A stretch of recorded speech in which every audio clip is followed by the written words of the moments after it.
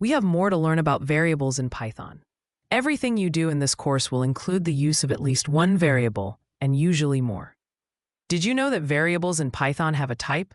Why do Python variables have types? Can you convert one type to another? We will talk about all that and more in the coming slides. Python classifies variables by type. The type of the value in a variable tells Python how much space that variable will take in RAM. There are three basic variable types we will discuss in this video. Those three types are integer, float, and string. Let's take a look at each of those. An integer in Python is any number without a decimal point after it. So 1 is an integer, and 1.1 is not an integer. When Python detects an integer value being assigned to a variable, it is able to determine a few things. Python can detect if the integer is within an allowed range. Yet, integers can't only be so big or so small. Second, Python can carve out RAM to store the value. To assign an integer value to a variable, you start by typing the name of the variable. In this example, the name of the variable is myInt. Then type the single equal sign directly to the right of the variable name. Finally, type in the value. In this example, that is the number 1.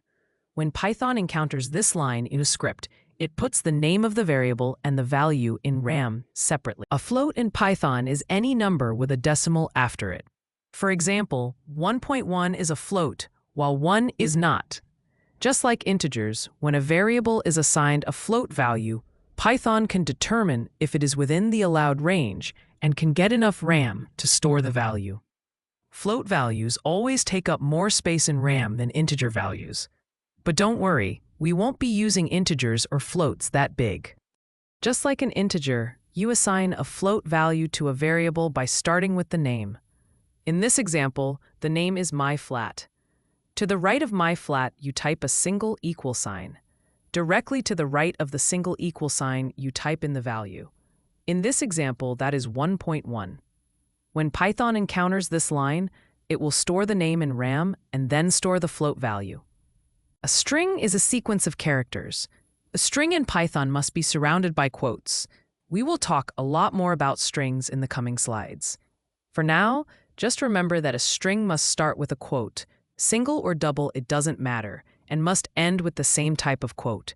To store the string in RAM, Python will request just enough memory for the string without quotes.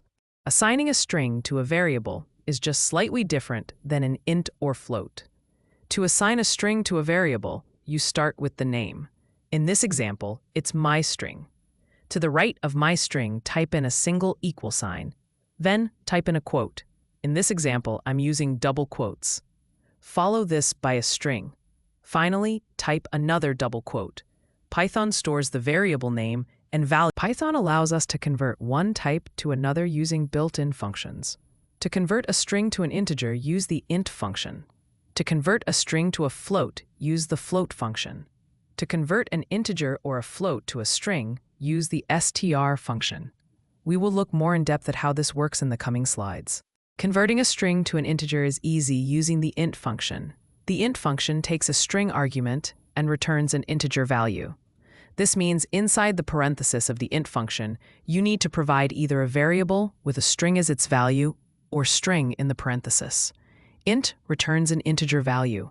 The integer value needs a place, so we store it in a variable called myInt. To convert a string to a float, we use the float function. Similar to the int function, a string containing a float value or a variable whose value is a string needs to be inside the parenthesis. Instead of an integer, float returns a float value. The float value needs to be stored in RAM. To do that, we assign the outcome from the float function to a variable called myFLT. To convert a string to a float, we use the float function. Similar to the int function, a string containing a float value or a variable whose value is a string needs to be inside the parenthesis. Instead of an integer, float returns a float value. The float value needs to be stored in RAM. To do that, we assign the outcome from the float function to a variable called myFLT. To convert a string to a float, we use the float function. Similar to the int function, a string containing a float value or a variable whose value is a string needs to be inside the parenthesis. Instead of an integer, float returns a float value. The float value needs to be stored in RAM. To do that, we assign the outcome from the float function to a variable called myFLT. Why is converting variable types important? Remember our old friend, the input function. Fun fact, input only ever returns a string. Even if you enter an integer or a float on your keyboard, input returns a string. To do math, you need integers and floats. The only way to have user input be available for math is to convert the string using the appropriate function, int or float. Let's put these concepts into action. The first line of the script uses the input function to display enter a number to the computer screen and waits. The user types in the number 42. Python stores it as a string. The second line of our script converts myvar to an integer and stores it in a variable named myint. The third line sums myint and saves it to mysum. Finally, to quickly recap, every variable in Python has a type. The variable type determines what you can do with the variable and how much space the variable takes in RAM.